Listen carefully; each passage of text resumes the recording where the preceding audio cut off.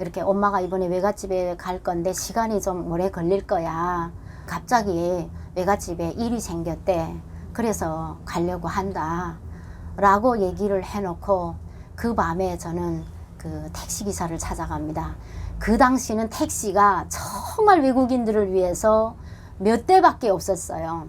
근데 지금처럼 북한이 뭐 전화라도 있으면 모르겠지만 대동강 다리를 건너서 그분네 집을 찾아가서 그분하고 청진까지 가기로 약속을 합니다. 그때 당시 이제 청진까지 내려가는 거 제가 $1000를 줬었어요. 그리고 내려가서 어머니를 만났습니다. 왜? 그게 마지막 길이었기 때문에 어머니는 꼭 보고 떠나는 게 맞겠다 이런 생각이 들었습니다. 그래서 어머니를 찾아가서 어머니 내가 오랫동안 이제 이 북한을 떠나야 될 것 같다 하니까 어머니가 왜 엄마한테는 솔직히 얘기해라. 그러니까 부모님들 이제 그 예감이 있으셨던가 봐요. 왜 무슨 일이냐. 그래서 뭐 나를 낳은 어머니니까 저는 솔직히 얘기를 했었어요. 내가 이렇게 출장 다니며 보니까 우리 이 땅이 너무나 전체 북한 사람들을 너무 이제 속이고 살더라. 이 독재자 한 사람 때문에 우리 북한 전체 사람들이 이렇게 못 먹고 못 살고 이렇게 하고 있으니 그러니 그걸 모르고 사는 사람들이 너무나 불쌍하고 이렇지 않냐. 그래서 저는 제 견해도 덧붙여서 어머니한테 얘기를 했는데 어머니가 그때 말씀을 하셔요. 어머니는 이 땅이 잘못돼 가고 있다라는 거를 10년도 더 전부터 알고 있었다. 한데 너는 엄마 딸이면서 그런 얘기를 어떻게 그렇게 쉽게 뱉을 수 있었냐. 누구를 믿을 수 있냐. 부모 외에는 이 세상에 누구도 믿어서는 안 되는데 네가 이왕 뱉었으니 네가 책임을 져야지 어떡하겠냐. 그러니까 떠나라. 어머니 통일되는 날까지 꼭 살 거야. 이렇게 하시면서 어머니가 뭔가를 내놓습니다. 보니까 제가 살던 곳이 이제 금강이 있던 곳이라서 금을 사금채로 구입하기가 쉬웠어요. 그걸 이제 그 수은을 돌려가지고 금 덩이로 어머니가 조금 많이 갖고 계셨어요. 그 다음 이제 한복에 이렇게 복숭아같이 생긴 단추가 있었는데 그게 다 금이었더라고요. 그래서 어머니가 돈이 들 수 있는 거는 다 모아주시고 또 이모님이 일본에 계시면서 이제 점심 보내줬던 돈들 어머니가 모아두셨던 것들을 제곡제곡 주시면서 남이 나라 땅에 가서 이제 팔려다니지 않는 그런 신세가 되려면 내 주머니에 돈이 있어야 돼. 돈이 없게 되면 그렇게 이제 그 팔려다니는 신세밖에 될 수 없으니까 이걸 갖고 떠나라. 엄마는 여기서 어떻게든 살아남을 거니까 통일될 때까지 너를 다시 볼 때까지 꼭 살 거다. 근데 옆도 뒤도 보지 말아라. 앞으로 가라 라고 하셔서 그때 어머님 연세가 80세가 넘어 되셨거든요. 그때 떠나면서 내가 와 우리 어머님 연세가 내가 70세만 돼도 어머니를 모시고 떠날 걸 이런 생각을 하면서 그 뒤에 남기고 저는 다시 국경을 가게 됩니다. 남양 쪽에 가게 되면 저희 친구가 있어요. 그래서 그 친구를 찾아갑니다. 찾아가서 야, 이 국경연선에 내가 급하게 중국 쪽에 일을 하나 처리 못한 게 있어서 그런데 네가 나를 좀 도와달라 라고 얘기를 했어요. 그랬더니 군인 애들 뭐 아는 애들 많어. 그러니까 북한은 군 복무를 10년 하기 때문에 그곳에 있으면서 지역마다 이렇게 친척처럼 다니는 집들이 많다 보니까 그 군인들이 그 군인들한테 소개를 해주는 거예요. 보니까 굉장히 똘똘해 보이고 이런 애가 이제 언제쯤 가려고요. 그래 언제 가든지 좋으니까 너희들 이제 그 언제 가면 좋겠냐라고 하니까 이제 작전을 짭니다. 자 오늘 저녁에 이쪽으로는 못 건너가고 남양 시내 쪽으로는 그 경계가 너무 심하니까 남양시 하는 곳은 어떠냐면요. 통제받는 사람보다 통제하는, 감시하는 사람이 인구가 더 많다라고 합니다.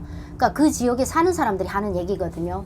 그래서 그 집에 남양에 가서 제가 하루 동안 함께 이제 남양 이제 시장도 돌아보고 이렇게 하면서 그곳의 처참한 모습 속에서 저는 다시 한번 와, 이 땅은 정말 인민을 위한 나라라고 이 말끝마다 말을 했지만 정말 인민들한테 생지옥인 국가구나라는 거를 뼈 아프게 느끼게 됐었어요. 가보니까 걔가 딸 셋에 아들을 하나 낳았거든요. 그런데 그 사람들이 다 욕을 합니다. 먹고 살기 힘든데 왜 애는 저렇게 미육스럽게 많이 나가지고 이러냐라고 굉장히 욕을 많이 얻어먹는 거예요. 집에 들어가 보니까 6살짜리 애가 있는데요. 6살짜리 애가 대한민국의 3살짜리 애들보다 키가 더 작고요. 그리고 이게 다리고 이게 팔이고 앙상하고 영양실조가 와서 배만 이렇게 많이 불러 있는 상태고, 이게 영양실조가 오게 되니까 모든 게 언어 발달도 안 되고 해서 엄마 하는 말 한마디밖에 못하는 그런 애 함께 이제 살고 있는데요. 오늘 이제 아침 한 끼를 먹으면 점심은 그냥 건너뛰는 거고요. 저녁을 이제 걱정해야 되는, 이게 바로 그 북한 주민들의 그 당시 삶인 거예요. 야, 너무나 기가 막혀서 제가 갖고 있는 돈으로 쌀을 이제 사드리고 뭐 국수도 사드리고 이렇게 보니까 저녁 이제 아침 돼서 밥을 푸게 되면요, 그 6살짜리 애가 엄마 밥그릇에 밥이 이렇게 담기게 되면 그 밥을 자기 밥그릇에 갖다 탁 엎어놓는 거예요. 그래서 엄마가 굶든지 말든지 남편도 생각 안 해요. 남편도 그냥 내가 배부르면 되는 거예요. 완전히 그 약육강식의 어쨌든 그런 삶이 이 집안 한 구석만 보더라도 이제 느껴지는 그런 것들이었거든요. 하루 저녁에 거기서 잠을 잤는데 제가 그때 흰 옷을 입고 있었는데 그 흰 옷, 이게 니트였는데 니트 사이사이에 이가 이렇게 막 시꺼먼 무슨 점 같은 게 해서 보게 되면 그게 다 이인 거예요. 그리고 엄마가 그냥 애들 때문에 굶으니까 안 되겠어서 그 남양시장에 나가게 되면 개인들이 하는 이런 식당이 있어서 밥을 거기서 이제 그 뭐를 먹고 싶냐 하니까 국수를 먹겠다라고 해서 국수를 이렇게 사주니까 국수 먹고도 얘가 그거 흡수를 못 하는 거예요. 하도 오랫동안 굶고 살다 보니까.